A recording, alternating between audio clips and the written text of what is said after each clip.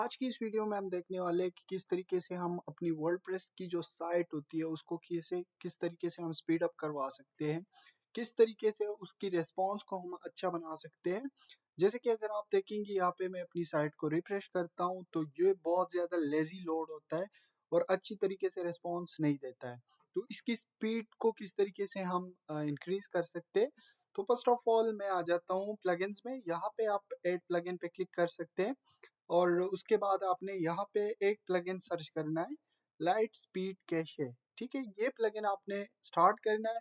उसके बाद इसको इंस्टॉल करके आपने एक्टिवेट करना है। और जैसे ही आप अपनी इस प्लगइन को एक्टिवेट करोगे तो उसके बाद आपने जस्ट वन टाइम इस पे क्लिक करना है।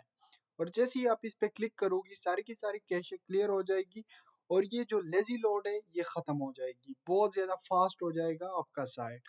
जैसे कि आप यहाँ पे अभी देख सकते हैं बहुत ज्यादा जल्दी हमें रिस्पॉन्स दे रहा है हमारा साइट। तो इस तरीके से हम अपनी वर्डप्रेस की साइट को स्पीड अप करवा सकते हैं, इस तरीके से हम उसकी स्पीड को अच्छा कर सकते हैं, एनहेंस कर सकते हैं।